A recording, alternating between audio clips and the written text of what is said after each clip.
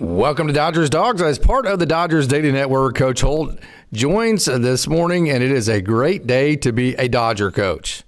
It's always a great day to be a Dodger, but this one especially nice after we grinded through that one last night. All the Dodger actual players, the fans in the stadium, and all of us all over the world who love the Dodgers, man. That was a grinder. You've been through a lot of meat grinders in your day, Coach. Take us through last night, your emotions, and just kind of your overall thoughts as to just kind of what you thought about all of it.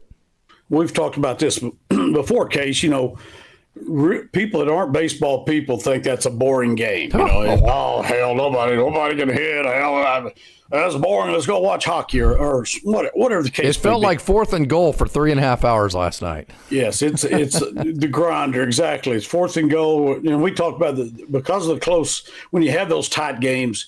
Every pitch, every play means something. Every pitch means it can be the one that turned it. We saw in at the end how that ended. Actually, one play, one horrible mistake by a player, and you just said. Have you ever had a player make a mistake for the last play of the game that was that bad? I don't think so. I don't either. Case. It's usually maybe in the right play where they made a bad throw or didn't make a play, something like that, but not just to make the wrong play and then mess it up. I wouldn't know what to do other than hug the guy and tell him I love him, man. I wouldn't know how to handle that if I was Rob Thompson. Robbie Thompson met him. Of course, all of his teammates immediately went to him. Robbie Thompson met him on the dugout. Exactly what me and you would have said. That's just the last play of the game. Dude, we had several ways we could have won this game. There's a reason why we lost, and it's not just that's the last play. That's the one everybody wants to talk about. The brain fart he had there at the end. All he's got to do is throw it to first base. I know we'll get more into that, but the point being, there's tons of ways, for them to win and lose a game. Same way for the Dodgers. There's such a fine line on everything. Pitches the umpire. The umpire was pretty liberal with the strike zone at times. I thought the umpiring was good, Coach. I thought the umpiring was good. No, I didn't mean bad. I just said he was giving that high strike. Let's face it, those pitches were up.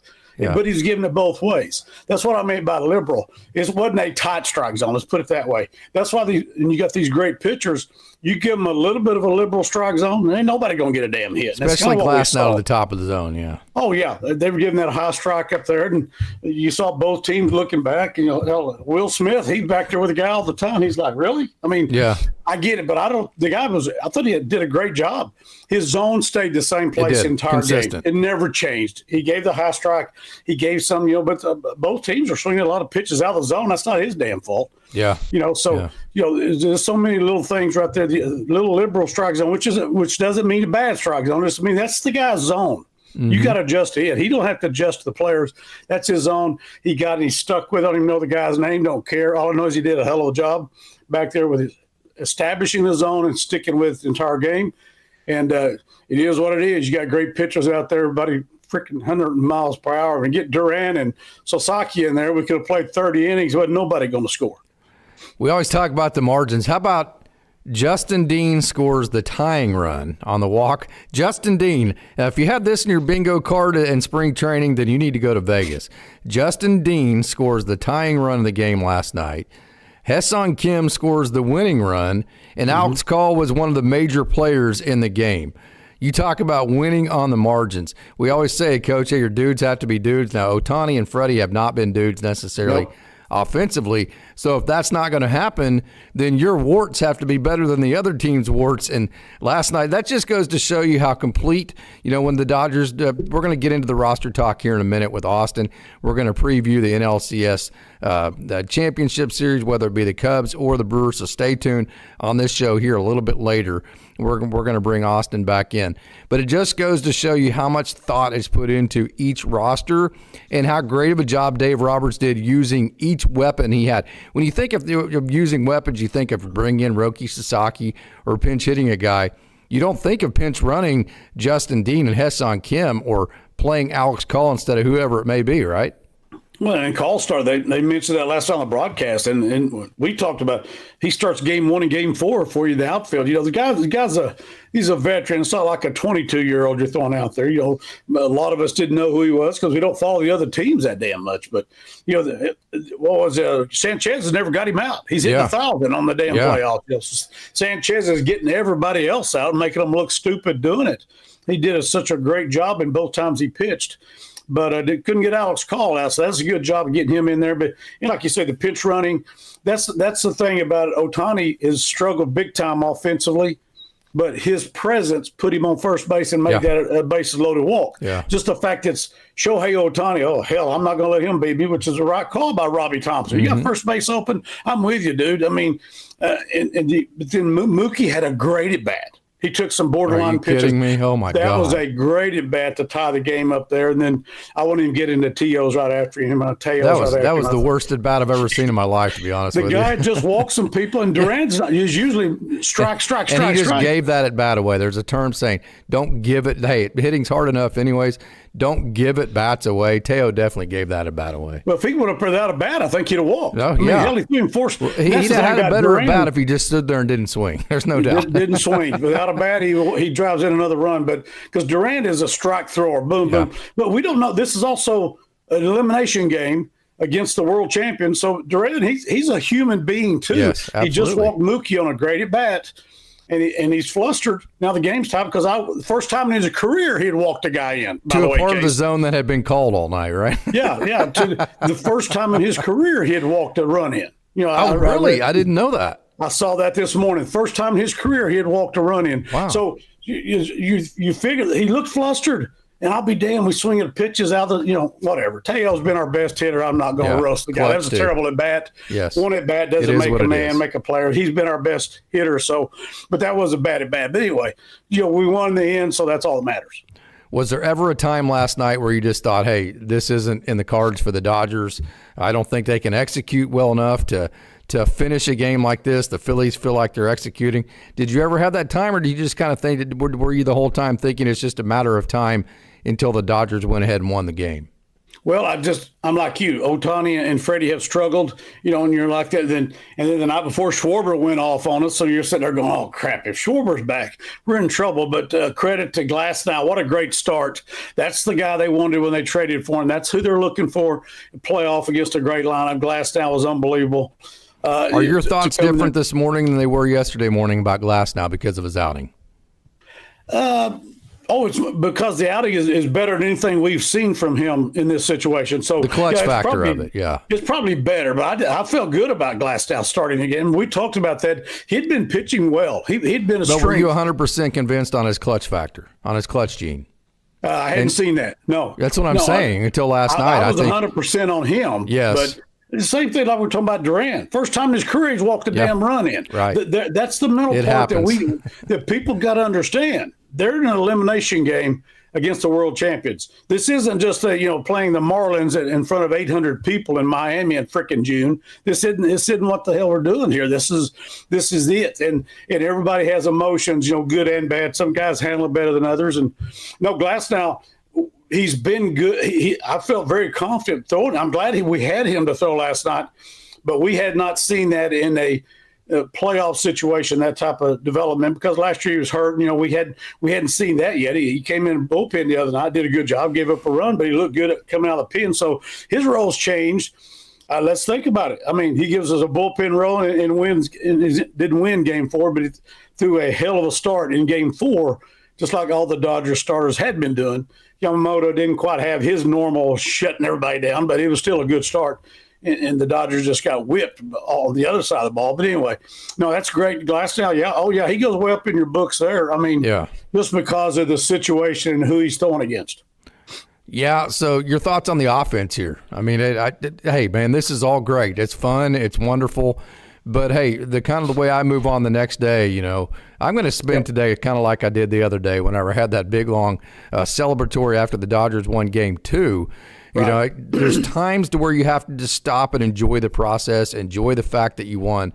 I'm not quite there yet with today because what winning that divisional series did for me, yes, it was exciting. Yes, it was awesome. But it just kind of got me even more entrenched into the mode to where, hey, if this team doesn't win the World Series, it's going to be a disappointment. I know that sounds like a Debbie Downer comment, but that's just where I'm at from a competitive perspective. And so from that perspective, the offense, what's going on with the offense here, Coach? What do you see? That's not a Debbie Downer case. We talked about this before the season even started. The Dodgers, the Yankees to a point. They're all in this World Series or bust. So yeah, that's great to win this series. But I'm like you. I'm sitting there going, as I'm watching last night, since the late May, we've seen a struggling offense. And then when you get in the playoffs and you got your $700 million man, whatever the hell he is, 3 for 20, whatever it is, 1 for 20, whatever it was, doesn't matter. And Freddie kind of struggled a little bit. As I'm sitting there watching the offense, I'm just thinking this is the offense we've seen more often than not since late May, correct? Yeah, I agree. That's what concerns me, yes. This is the offense we've seen more often than not since late May. The difference now is they're not seeing downline pitching. Correct. From this point on, you're not seeing the downline or the bullpen game. Well, hell, the Dodgers may pull that. Yeah, you're not going to have the get right games. No, the Cubs may. This next game may be a bullpen game over there on the other side with the Cubs and Brewers they were talking about last time. But anyway, I don't care about that. The point is they're seeing top line. You're seeing leverage relievers. You're seeing top line starters from this point on. So that the offense is still a concern to me as a fan and as a coach. Just think, oh man, can they actually win 8 more games with this version of the offense? That's the question. In my mind, as a coach, not a fan. Fans going, hell yeah, the best team. As a coach, I've got big concerns. Yeah. Because at some point, like the other night, Yamamoto doesn't have his great start. Well, hell, we get our ass beat because the offense can't pick the slack up. I mean, that's real talk right there. I'm not ripping anybody.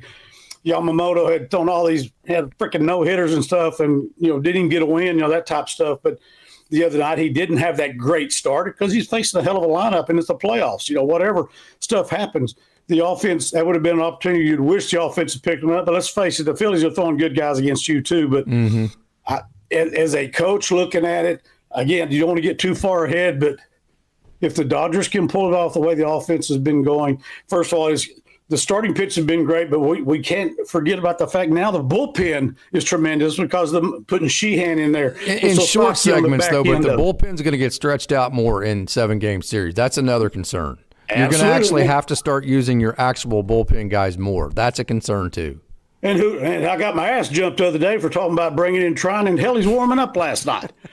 Everybody's ready to kill me. I'm just telling you, like I told you, Case, he's going to have to. If he's on the roster, you got to use him at some point, right? If you're in a 7-game series, put somebody else on the damn roster. Go get a AA kid. If you're not going to use him, don't put him on the damn roster. For the Dodgers to win it all, which is what they're all in on, what me and you and every other Dodger dog's all in on, to win it all, he's going to have to pitch.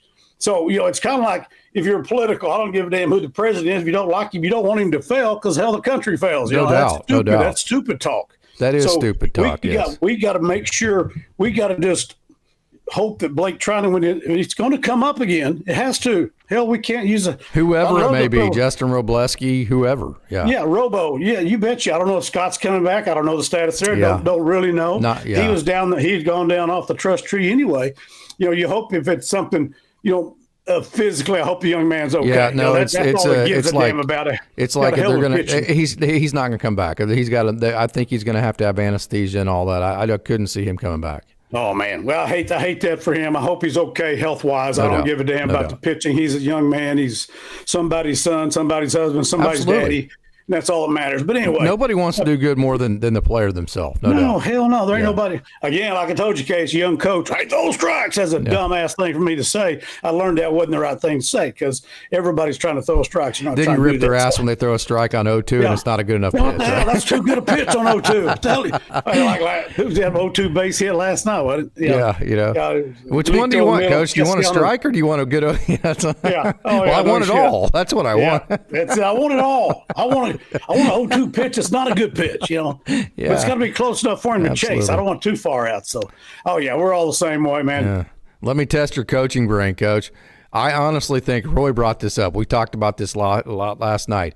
I want to bring this back to light. I honestly think, like Jay brought up the other day, hinge moments, okay? Like, I felt like in Game 3, the hinge moment was whenever Andy Pages got surprised by Bryce Harper going first to third.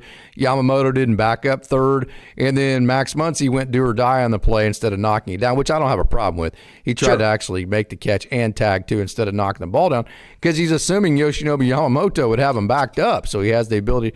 Then Yoshi doesn't back up. You end up with a run, a guy at third. that was the hinge moment of that game. The hinge moment of game one was Teo's home run, and then obviously the hinge moment of game two was the wheel play. So there were the defined hinge moments in this game. I think there were the thing that made last night an instant classic was there was about 5 hinge moments. You know, obviously you had the last play of the game, you had the Mookie walk, you had several different defensive plays by the Dodgers that you could say were fringe hinge type plays. Let me bring you back though to Emmett Sheehan misses the ball at first base. The presentation of it just, you know, as a young guy or any guy, that's embarrassing, Coach. That's an embarrassing, you can't catch the damn ball in the air. I mean, come on, dude. You're not athletic enough to go run over to first base and stand on the bag and catch a ball. That's an embarrassing moment. Not to mention you're in this pressure cooker. You could cut the tension with a knife. That would have been easy. I mean, very easy for even the most grizzled of veterans to let just kind of speed up and unravel. But when Emmett Sheehan bared down and then threw the 3-2 slider to get the fly ball and then got Trey Turner out and kept it at 1, do not forget about that moment because I felt like that was a hinge moment one way or the other. Hey, I'm saying their coach brains going on, Case. And as we know as coaches, maybe not ever coaches, well, hell, we're Mr. Negativity a lot of times, or maybe Miss Negativity if you're a Well, you have softball. to guard against what can go wrong. That's not necessarily negativity. You just got to, okay, in case this goes wrong, what answer do I have, right? But here's what I'm thinking. Yes. Okay, they got their first run because we couldn't catch a pitch at first, a ball at first. It's a perfect throw, by the way, if you look at it. Oh, so yeah. not only did he miss the ball, he couldn't find the bag. We know why he missed it. He was trying to find the bag, so he did 2 things wrong. He didn't find the bag, didn't get to the bag, and he missed the baseball. Which means he probably got a late break to first base. Yeah, the most important thing is catch the damn ball. Yeah, because he goes to the. So they got their first run basically off of that play because we're giving the extra bases there, whatever. So I'm sitting there thinking, God dang it. You know, late in the game. Then we have they called it a wild pitch, but I'm just going to go out there and say the damn catcher needs to block the ball. Will's great. Will is maybe the best catcher in Major League. When that ball goes to the screen, I'm like, get your ass out there and block it. That's the old coach coming out at me, that type deal.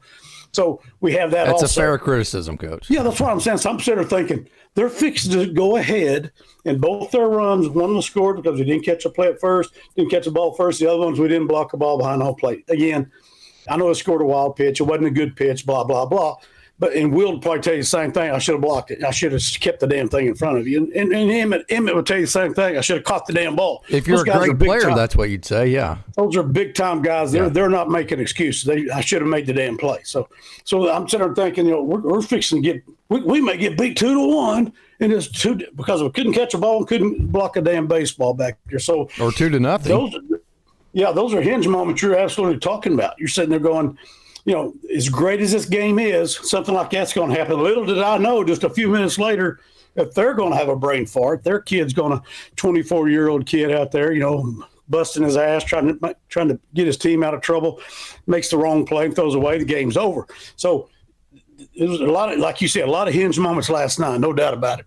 I just thought that was impressive that Emmett Sheehan got past it. He moved. You know, you always say, Coach, okay, now what? Okay. Yep. So you just missed a ball. You just gave up. It led to the base hit by Castellanos. It led to the first run of the game. Okay, so now as a manager, you walk out there, or what you say from the dugout is, okay, now what? Right? Are we just going to sit around and piss and moan about the fact that we just had a bad sequence, or are we going to bear down and keep it to 1, right? And I just thought Emmett Sheehan did a great job of answering the question of, okay, now what, Emmett? Now what are we going to do, right? No, there's no doubt about it. He's proven his mettle before this, and like you said, Case, that's a perfect illustration of what this guy's made of. Yes, that's why he's where he's at. As a manager, you come out of that trusting him more than ever, in my opinion. Even more. Yeah, there's a run scored, probably shouldn't have scored, but he's still battling his guts out, and he'll continue to do that. He's earned where he's at, and he's not going anywhere anytime soon. No. He's a young man with great stuff, a great makeup, mentality. You know, that sort of thing. He's right there at the top where he needs to be. So, no, you're absolutely correct. That says a lot about that young man, and there's a reason why he's where he's at. Mm-hmm.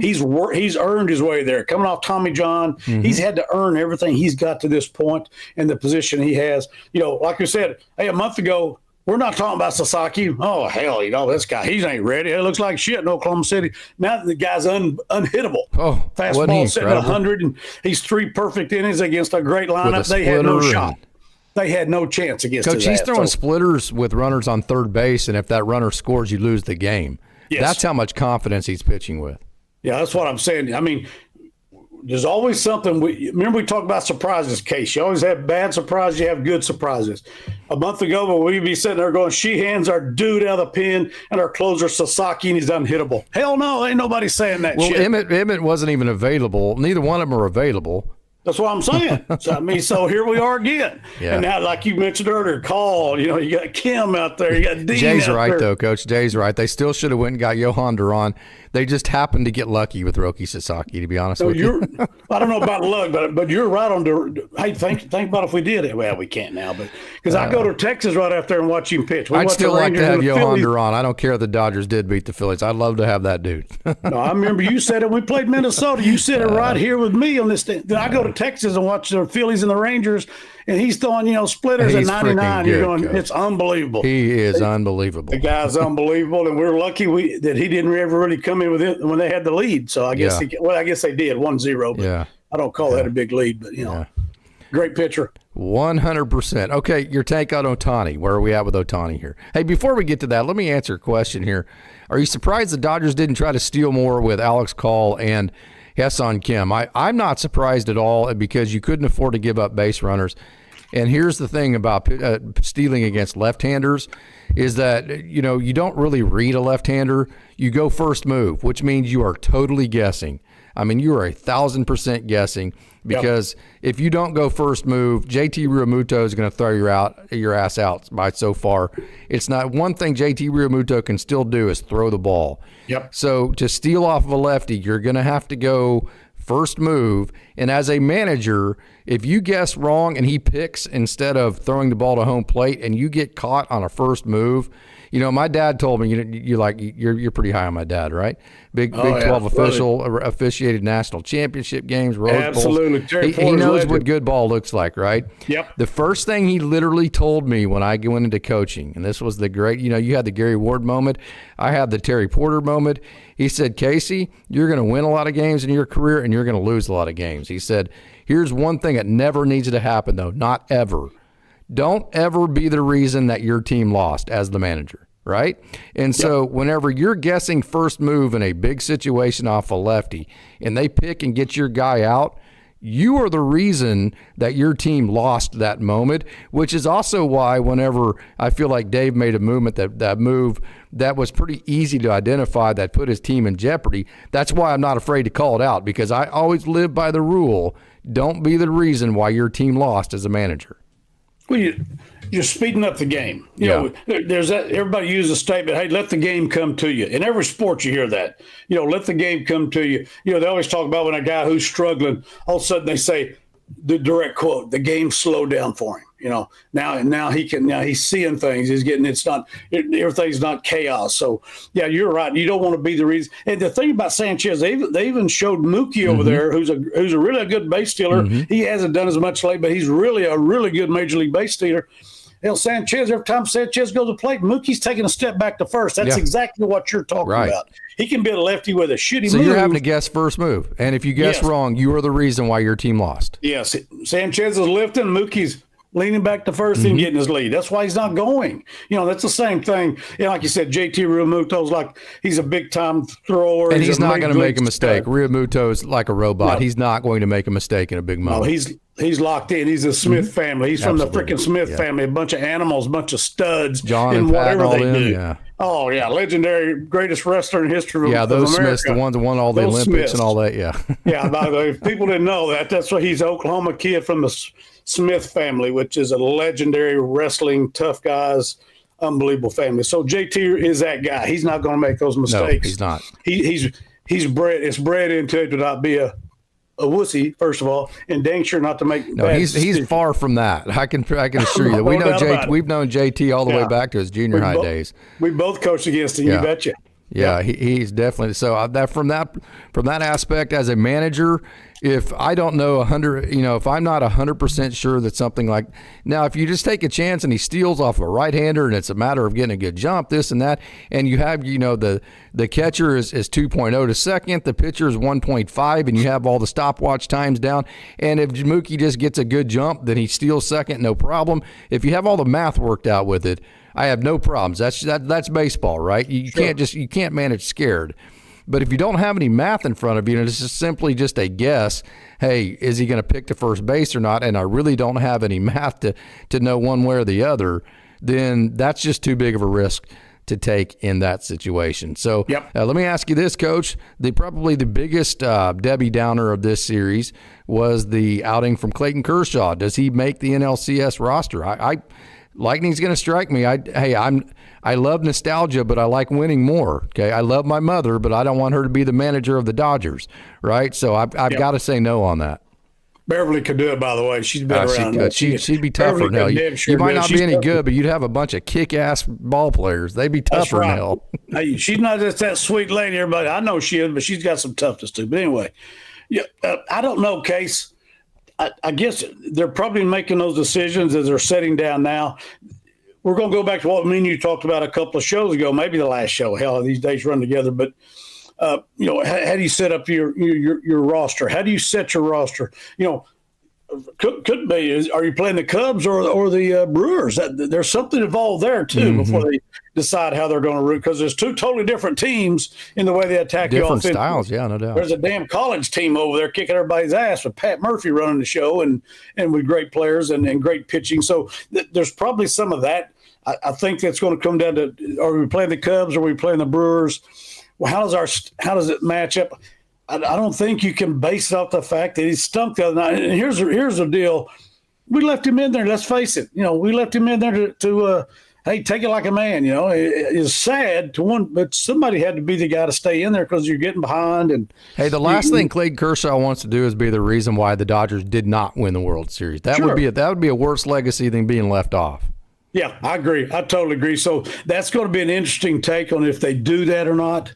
Moving forward, how you're going to do it. I mean, like you said, I guess Scott's done. He's not going to be available anywhere, anytime. So that changes. There's one lefty out of your pen that you're not going to have. So it's going to come down to how the staff that they feel they need moving forward. I mean, maybe Clayton's a guy just comes in to face one lefty. Hell, I don't know. Man, he bounced a lot of curveballs the other day. Well, you can't though, Coach. You have the three. I mean, he could do that for the third out of an inning. You got three, right? But you got to have the three hitters. I get it, but the point that left-handed loogie roll that went away whenever they did the. He bounced a lot of curveballs the other night. Will got a lot of work in blocking the balls the other night. I mean, it seemed like every one of them was bouncing, so he wasn't sharp, but.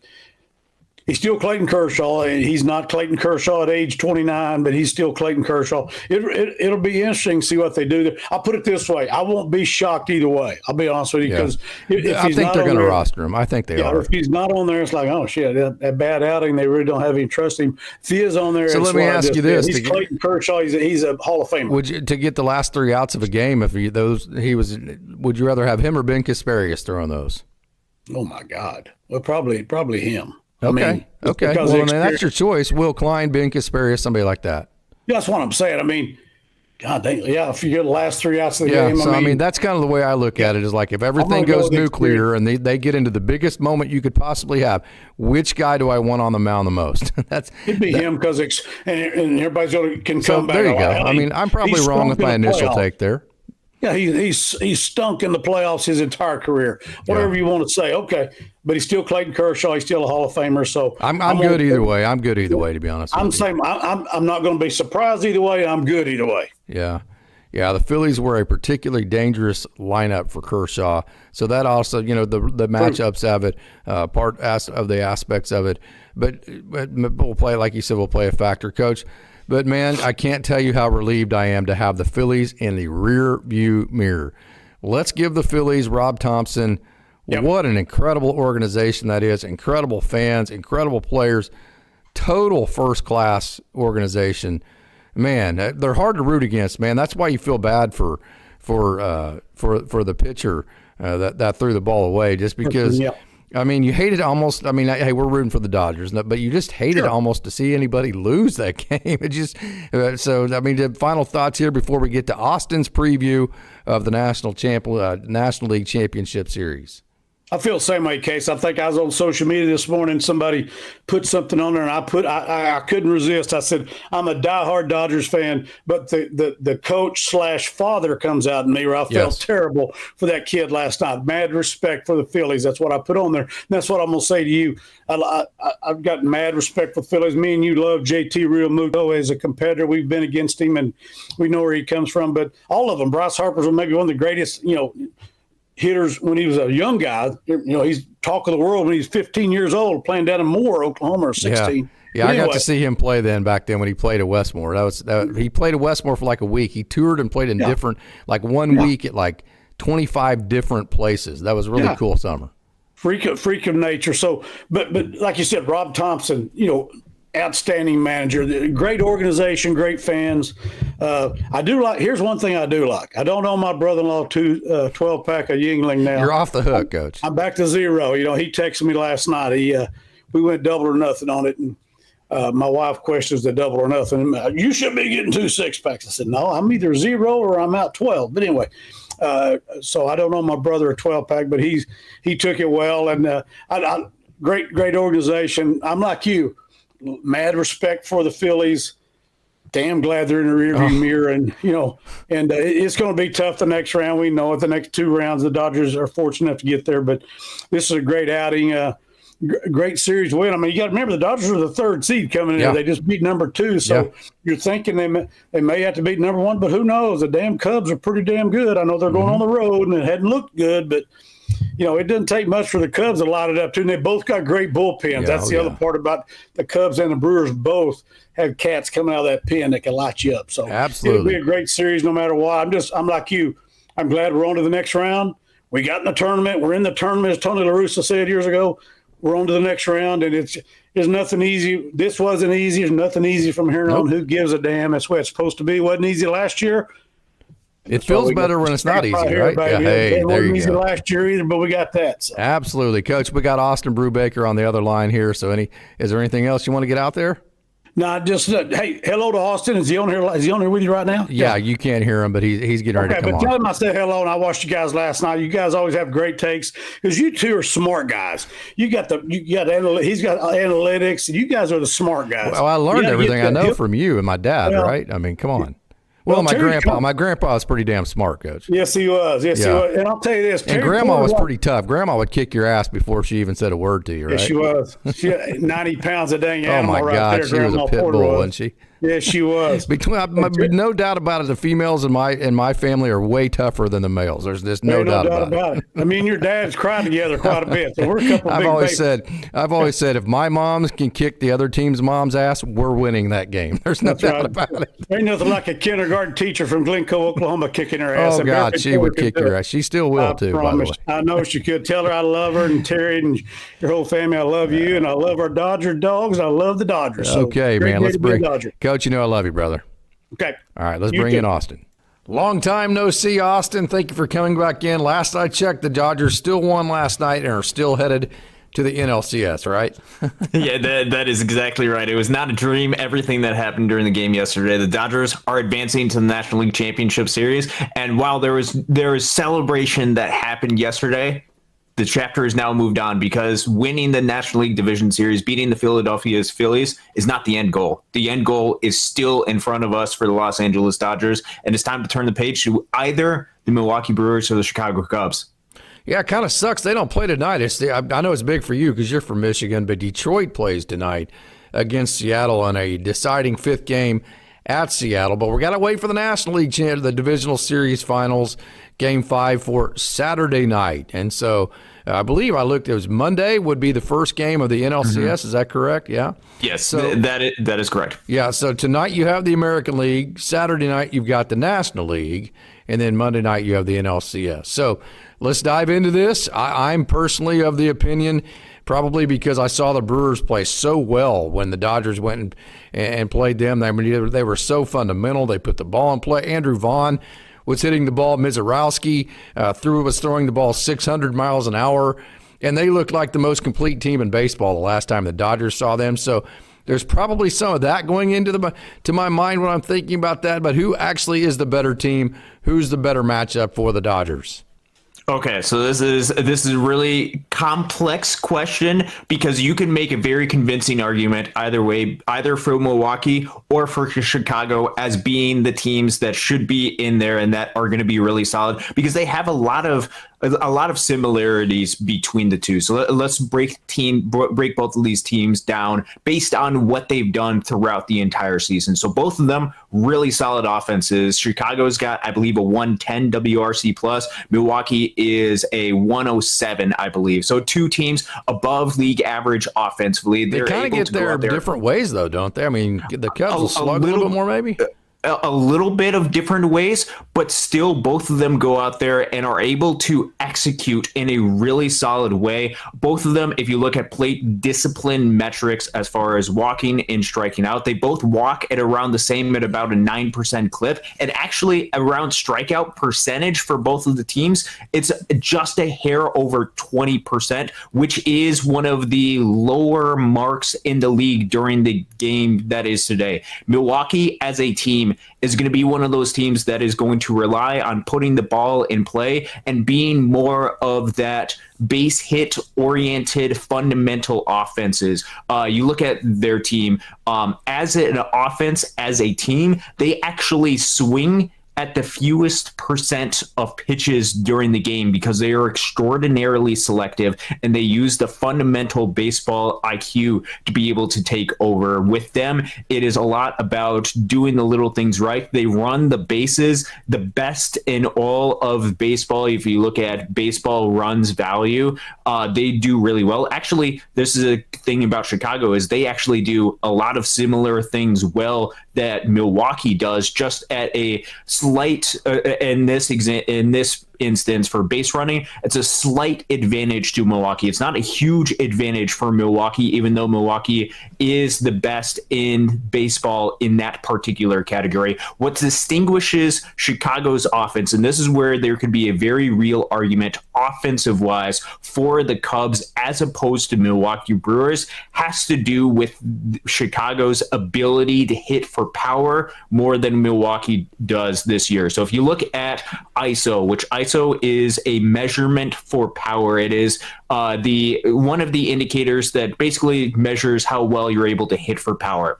Chicago is fourth in all of baseball in that category and would rank near, I think it ranks about fourth or fifth, maybe sixth in home runs, similar in that category. They were able to hit for some power, which especially during the postseason environment, which over the past 10 years in particular, there's been a heavy emphasis on the teams that hit for power win games. With Milwaukee, if you look at ISO as far as their ability to hit for power in Major League Baseball, it ranks 25th. Which means that if you take a team that has and they have on the season a 145 ISO, that would be the lowest mark for a team to make it to the World Series dating back since the 2015 Cincinnati or Kansas City Royals. So it's been a long time since we've seen a team go out there and have as much success offensively postseason as a team like the Milwaukee Brewers has. So that would be an argument, for example, for wanting Milwaukee to win, even though the Dodgers would not have the home field advantage, is because they don't necessarily as a team hit for as much power as somebody like the Chicago Cubs have. You look at other aspects of the game, Chicago is brilliant defensively. They got Dansby Swanson, they got Nico Horner up the middle, Pete Crow Armstrong. That up the middle defense is ridiculous for the Chicago Cubs. They are strong throwing arm behind the plate. Yeah, they are top or towards the top of defensive categories basically across the board. And that's not saying Milwaukee's a bad defensive team. Milwaukee's a good defensive team, but Chicago is a little bit better in that category. Where Milwaukee has a little bit more of an advantage over Chicago is particularly with the starting pitching aspect, although there's been some question marks about how some of their starters have performed. Quinn Priester, who they're going to have to rely upon, did not pitch well during the game against Chicago. With the Cubs, that's where a little bit of advantage could come in. Once you get into the Cubs, as far as their pitching staff, it's actually going to be a little bit of a similar strategy to the Phillies, where they have the lowest walk percentage in the game of baseball, which means if the Dodgers face up against the Chicago Cubs, you're going to have to beat their pitching staff by putting the ball in play, because they're not going to give up a ton of walks. They're going to make you beat them as a pitching staff, especially out of that bullpen, which they have a couple of matchups and arms that they can use to their advantage. So if I were to ask you between the three teams, Milwaukee, Chicago, and Los Angeles, which team has the most amount of hitters, offensive players, with an OPS of 800 or over? 800 is kind of that cutoff to where, hey, that's a good offensive player in terms of slug. So OPS on base plus slugging. Which team would you say has the most amount of guys that have an 800 OPS or above? Okay, so if you're just going based off of my first guess, it would probably be the Dodgers. Then it would probably be the Cubs and the Brewers. But some weird sense makes me think that somehow Milwaukee's going to be somewhere in that range. You would be incorrect. It would be the Chicago Cubs. The Chicago Cubs have three guys that finished the regular season with OPSs over 800. Michael Busch, 866. Yep. Michael Busch just had a fan. Hey, you know what's hilarious is that whenever he was playing, and Dodgers fans were pissed at him because he wasn't hitting this or that. Literally the statistical line that we set for Michael Busch was 260, 265 hitter, OPS somewhere around 800, 20 to 25 home runs. Well, he hit 34 home runs this year. 261 for Michael Busch, OPS of 866, 34 home runs. Hey, Zaire Hope and Jackson Ferris might end up being great. Okay, they might. But there's no way you can say that the Cubs lost that trade. I mean, Michael Busch has been an all-star caliber type of offensive player this year at first base. So it's actually been the Cubs that have the more guys with OPS over 800. The only two for the Dodgers are actually Freddie Freeman at 869 and then Mookie Betts at 1016. And the Milwaukee Brewers, Austin, do not have a single qualified player, a player with enough at-bats to be considered a qualified player. Do not have a single qualified player with an OPS at least 800. Try that on. Okay, so this is postseason stats, correct? No, this is regular season. Okay, so because I was talking, you mentioned Mookie Betts had a pretty high OPS in that 6-inch red. I know he had. Did I say Mookie Betts or something? I think so. Yeah. I said I meant to say Shohei Ohtani and Freddie Freeman were the two. Okay, gotcha. Okay, so Shohei Ohtani had an OPS of 1014. Freddie Freeman, 869. So if I said Mookie Betts, that's not what I meant to say. Okay, that checks out. So with Chicago, and this is something that if you look at up and down their lineup, and part of the things that you got to do when evaluating lineups is you got to look at the players that they have, but you also have to look at the splits and how they're able to mold their lineup to be able to combat basically anything that the Dodgers are able to do. And they actually do a really good job balancing out their lineup and forcing teams to make decisions and put players and positions to where they can take advantage of certain matchups. And what do I actually mean by that? And looking at the top 9 for the Chicago Cubs as far as how they've constructed their lineup, and this is what they've done the past couple of days for their lineup. It goes Michael Busch, Nico Horner, Kyle Tucker, Seiya Suzuki, Ian Happ, Carson Kelly, Pete Crow Armstrong, Dansby Swanson, and Matt Shaw. Well, with that lineup, what they are able to do as far as constructing their lineup to be able to combat whoever the Dodgers are going to be able to throw out there is there's some runs in that lineup to where you have to put your pitcher at a little bit of a disadvantage if you want to take advantage of certain matchups. What do I mean by that? With the three batter minimum rule that pitchers have to undergo, that means you're looking at certain stretches of 3 batters in which you're looking for any sort of advantage. So, for example, top of the lineup, Michael Busch is a lot worse against left-handed hitters or left-handed pitchers as opposed to right-handed pitchers. If you wanted to get a lefty to go up against Michael Busch and Kyle Tucker, you also have to pitch a lefty to a guy like a Nico Horner, who I believe has a really high WRC plus against left-handed pitching. They're able to do that up and down the lineup because of how balanced they are as an offense, to where, man, you're having to throw up a lefty potentially against Nico Horner. You have to, if you want to go ahead and throw a lefty and turn Ian Happ around, you might have to go through Carson Kelly as well, who's been well, or perhaps pitch a righty to a Pete Crow Armstrong, who's been a lot better against righties. They do a really good job mixing, matching their lineup to be able to get a lot of different platoon split advantages that they can use to their advantage and help score runs throughout the entirety of the game. So I've been impressed looking into particularly Chicago's offense. Now, looking at the starting pitching side, as far as the three pitchers that they've utilized Chicago throughout the season, it's Matthew Boyd, it's Shota Imanaga, and it's Jameson Taillon. It doesn't scream a whole lot of fear into the minds of opponents. So it could be one of those things where if it's Chicago and it's LA, it could be a little bit more of the offense for the Dodgers would have to take advantage and score some runs in this type of environment, because Chicago's got a really good offense. And then with Milwaukee, is it good or is it explosive? It's both good and explosive. Because let me kind of explain this to you. That the batting average, the average batting average in the major leagues this year is somewhere around. Actually, let me get back to regular season here. It's somewhere around like 240, somewhere in there. Okay, maybe 245, something like that.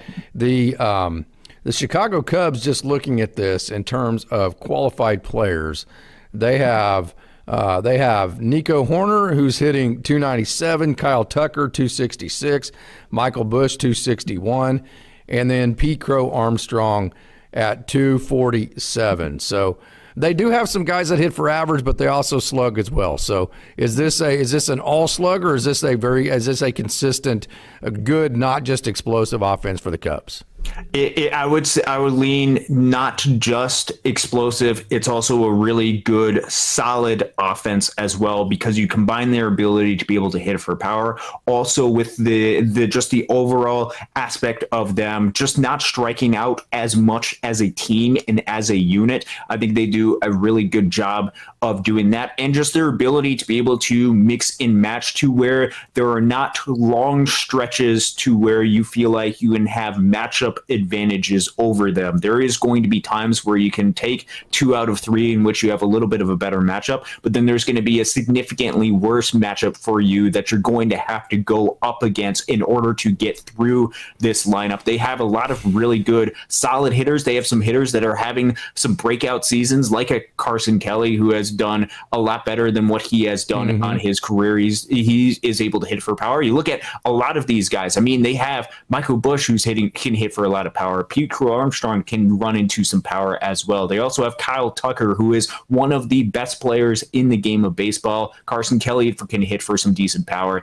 Ian Happ is a really, really good, solid player. Good athletes, too. It's a very athletic team. Yeah. It's a very athletic team. They are good, solid defensively, which means that they're not going to make a whole lot of mistakes, which means that the Cubs as a unit and as a pitching staff force you as a team and as an offense to go out there and beat them. Milwaukee is a little bit more, or relies a little bit more as a pitching staff on getting a little bit more of that swing and miss, and they've got some explosive guys coming out of that bullpen. Not to say anything against the Chicago Cubs and their pitching staff, but as a unit, they can go ahead and get some wicked swing and miss stuff. Yeah. Okay, so I kind of think that the Cubs actually have a better overall roster. Just when you look at the offense and you look at, hey, that Shota Imanaga, good pitcher, this and that. Milwaukee probably has the pitching advantage, but from a position player side, I think probably the Cubs have the most talent from a position player side. So I think it's going to come down to style and fit. Most of the time when you get down to teams that are so good, like you get down to when you get down to the Final Four, there aren't any teams left that aren't good. Everybody is good. Everybody can win. It's a crapshoot from here on out. So it's more just a matter of fit. Hey, what's the fit to the matchup moving forward? So would you rather get into more of an offensive type series and try to slug your way to victory, or would you rather it be more like what you just saw with the Philadelphia Phillies, with a team that can except for the Phillies hit home runs. But imagine the Phillies series, but instead of trying to hit home runs with guys like Kyle Schwarber and Bryce Harper and Alec Boehm, you have a team that's trying to manufacture 3 or 4 runs a game. So would you rather it be based on, hey, the pitching that you can put out there and trying to win 2-1, 3-2 type of games, or would you rather it be the potential to have more of a slugfest type feel to it? It's just all of which you think matches what the Dodgers do the best and what would bring out the best in the Dodgers. What say you all? The actual overall game, and because of the significance that power has made to winning postseason games, which is very evident over the past 10 years, I think it's one of those things where I would almost lean towards I'd probably rather face a little bit more of Milwaukee than I would Chicago at this point. Yeah.